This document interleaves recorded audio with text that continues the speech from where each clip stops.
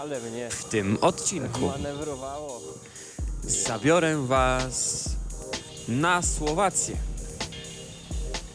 Nie zapomnijcie zostawić subskrypcji, komentarza i lecimy.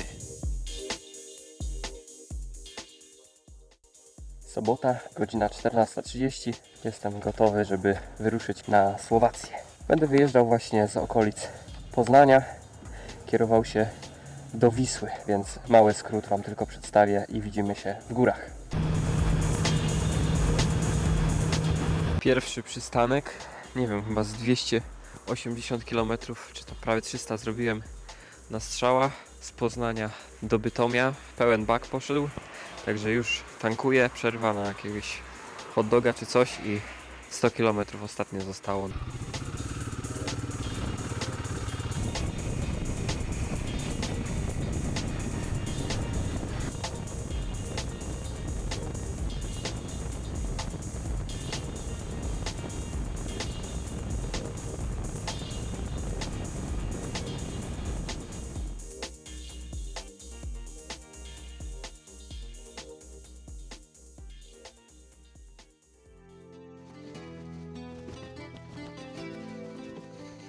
Wisła, godzina 6:30.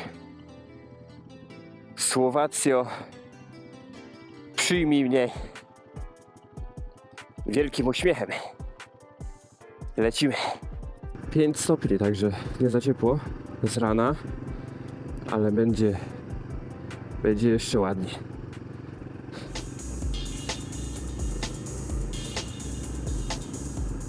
Dzisiaj, jak widzicie, około 700 km.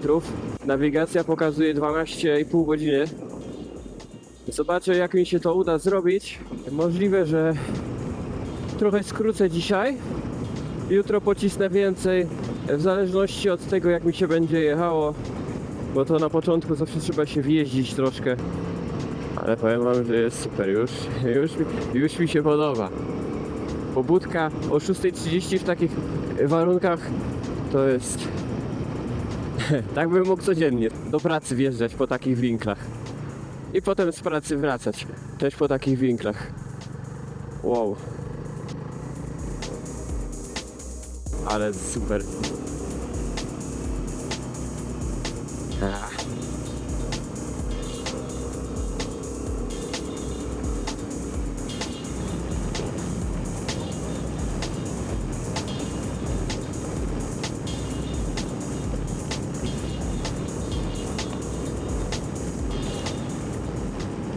Ale widoczki.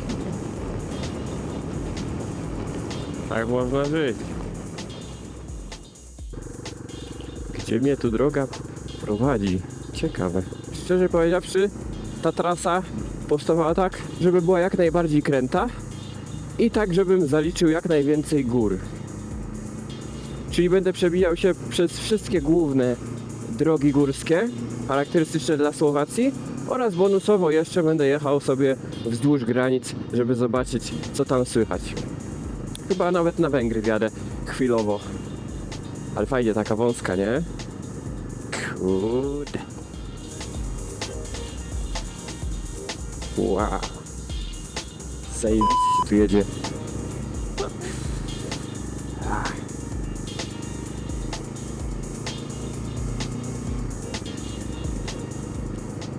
No, gdybym taką drogą jechał 700 km, to chyba 2 dni bym jechał. Ale bym nie żałował. Chociaż takie szybsze odcinki też są fajne. I potrzebne.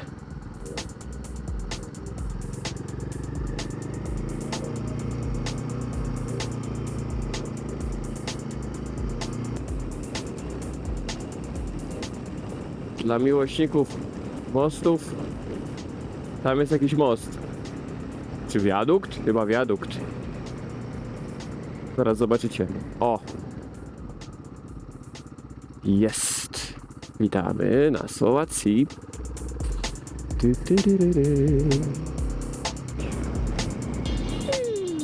Ale duży.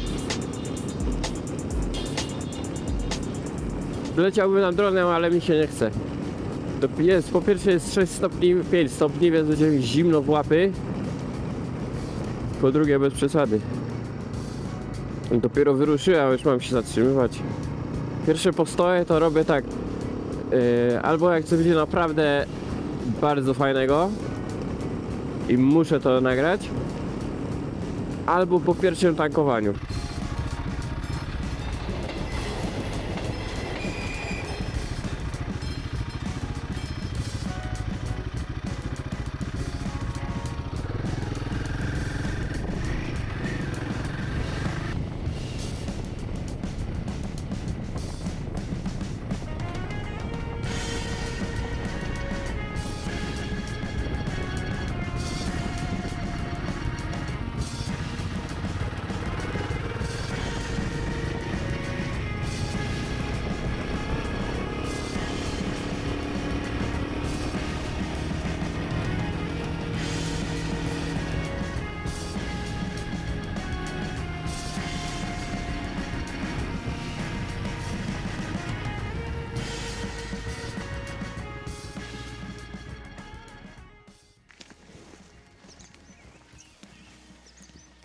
No.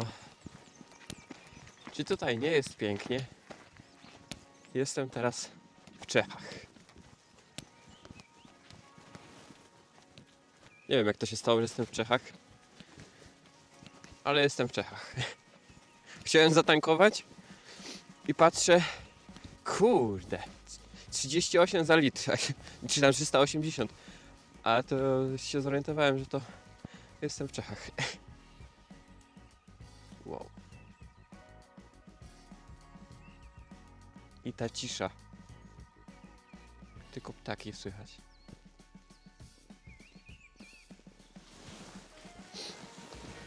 Mega super.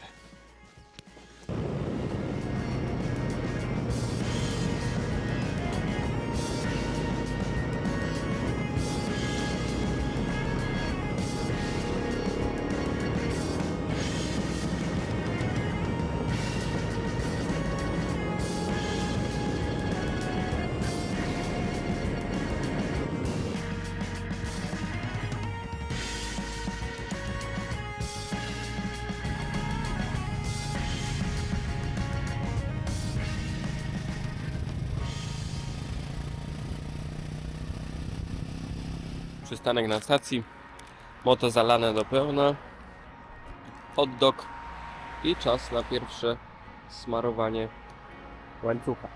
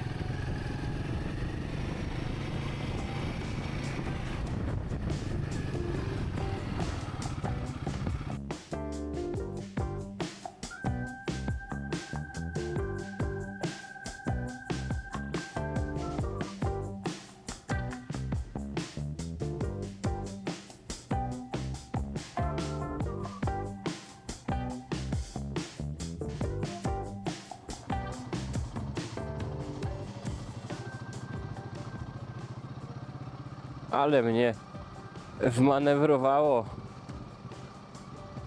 Fajnie. Bo wpisałem w mapach najkrótszą drogą. Najmniej kilometrów. Pokażę Wam teraz troszeczkę ujęć z drogi.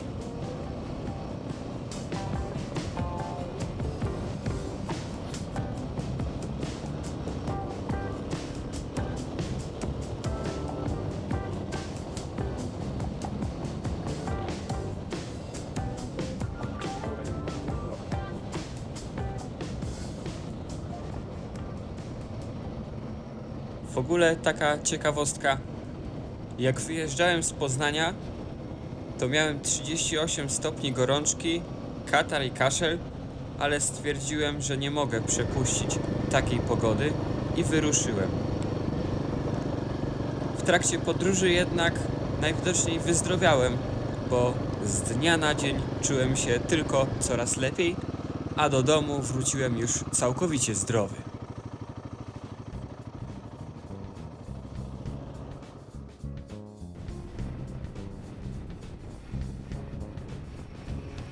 Wjeżdżam na Węgry.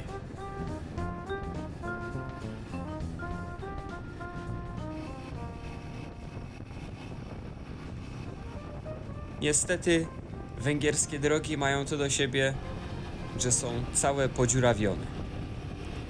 Trafiłem na jeden taki odcinek, ale aż wyłączyłem kamerę, żeby nie rozpraszała mnie i dekoncentrowała w omijaniu dziur.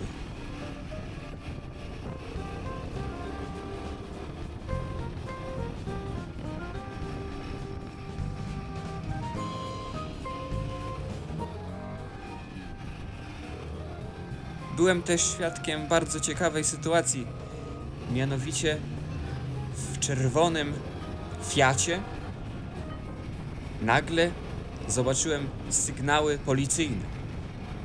Zdziwiłem się nieco, bo jak takim małym Fiatem policja dałaby radę łapać przestępców.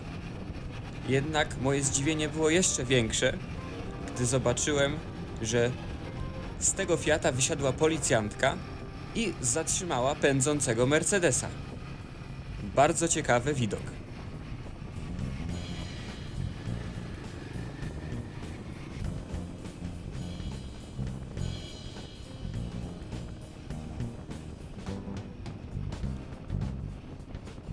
Wracam na Słowację.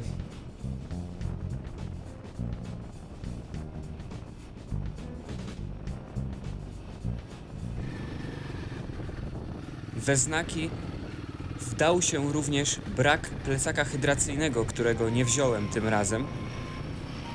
I odczułem to bardzo mocno, ponieważ przy 12 godzinach jazdy praktycznie bez przerwy nawodnienie to podstawa.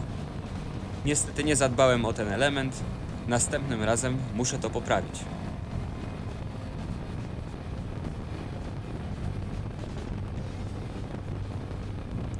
Jeśli macie jakieś pytania odnośnie motocykla, jak sprawował się w trasie, śmiało piszcie, sekcja komentarzy jest wasza.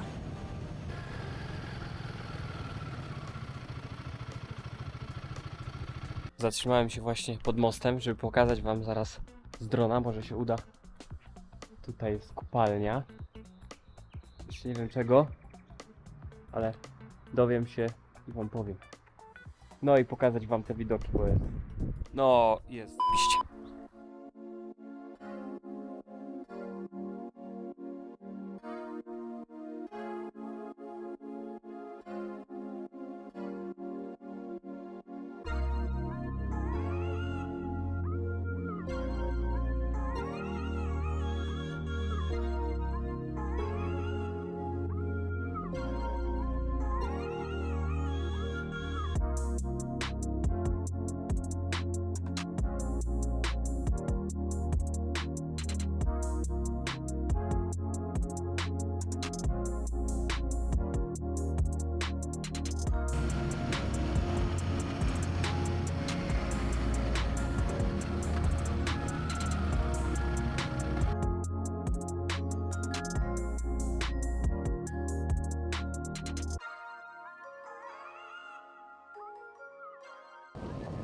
Jeszcze niecałe 4 godzinki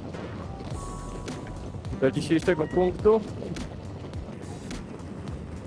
Nie do końca nawet wiem jakiego punktu, a w zasadzie to całkowicie nie wiem do jakiego punktu, bo punkty były wyznaczone na oko. Tak o, jadę gdzieś mniej więcej tam, zobaczę co słychać i będę szukał noclegu. Także jadę jeszcze 4 godziny przed siebie wzdłuż granicy, będę się starał jak najbliżej, będę wzdłuż granicy z Ukrainą też jechał, aż pod same Bieszczady. Jak na razie jedzie mi się świetnie. Jest 25 stopni. Droga prowadzi mnie bardzo kręto. Na tym wyjeździe bardzo mi się spodobało to, że miałem możliwość zauważenia i przypatrzenia się życiu mieszkańców, ponieważ jest niedziela i zarówno dzieci, jak i rodzice spędzają ten czas u siebie w domach. A na wsiach, prawie jak w Rumunii, tutaj w niektórych miejscach, dzieciaki bez koszulek latają po polach, bawią się jakimiś młotkami, walą, coś tam naprawiają, w jakichś zardzewiałych traktorach siedzą na drzewach, mają totalnie wywalone, nikt się nie martwi, że coś im się stanie, po prostu tak jak to kiedyś też było, no po prostu no, normalne, dziecięce życie. Super. I wszyscy się cieszą, że przejeżdża motocykl, dzieciaki kiwają, starzy też kiwają. No, albo tu. Zawodnik szedł, idzie, pewnie nie wiem, musi wrócić do domu, nie wiadomo, zgubił się. Co tam? Starzy nie przyjadą po niego samochodem, Mercedesem albo nie wiadomo czym. Takie kurde jest życie, trzeba sobie radzić, kompas w łapę, jazda. Co to ja znowu jakąś granicę przekraczam? Gdzie jestem? A nie, to w prawo, dobra. Już myślałem, że znowu na Węgry wyląduję. Węgrzech wyląduję. Na pewno nie jestem ostatni raz na Słowacji, Węgrzech i Rumunii, ponieważ no Bałkany naprawdę to jest mój klimat. Bałkany ewidentnie to jest mój klimat. Obawiam się, że ta wyprawa, którą robimy w tym roku na zachód, przez całą Europę praktycznie, no zepsuje. To będzie zupełnie coś innego. Bałkany to jest jednak ta dzikość. Super. Jak się patrzą te dzieciaki, tak się cieszą, bo oni się potrafią cieszyć z niczego, bo praktycznie nic tu nie mają. No ja tutaj za wiele możliwości to tutaj nie ma, nie? Mieszkasz w jakiejś szopce, w lepszej lub gorszej, ale cieszysz się z każdego dnia, z tego, że jest pogoda, z tego, że przejechał motorek, z tego, że się naprawił traktorek, no ze wszystkiego. To jest miło to po prostu widzieć. I aż się potem wraca do chaty i ma się tyle pozytywnej energii też dzięki temu. To jest bezcenne, fajne. Dobra, a jednak na Węgry chyba mnie kieruje. Bo ja tak właśnie miałem jechać, że blisko Węgier, blisko Ukrainy, jakieś cuda tam się mają właśnie dziać. Nie pamiętam, bo ja mówię, ta trasa powstawała naprawdę bardzo spontanicznie. To były tylko punkty wytyczone wzdłuż granicy Słowacji, oprócz okolic Bratysławy, ponieważ tę część Słowacji już zwiedziłem jadąc 125 do Rumunii nad Morze Czarne. Coś mi się zdaje, że zbliżam się do najmniej zaludnionych miejsc Słowacji. Jestem w tej chwili co prawda na Węgrzech, ale za chwilę znajdę się znowu w Słowacji i to po jej wschodniej stronie. Tuż przy samej granicy z Ukrainą. Widzicie, jest tutaj pusto. Jedyne osoby, które dotychczas widziałem, to było jakieś 8 chłopa, chyba z Serbii, w małym Citroenie, którzy mieli na desce rozdzielczej położone jakieś kiełbasy, pełno żarcia, jakby wrócili z jakiegoś polowania i wracali dosłownie do jaskini z powrotem swoich. A tak to malownicze zakręty, krajobrazy i tak się jeździ.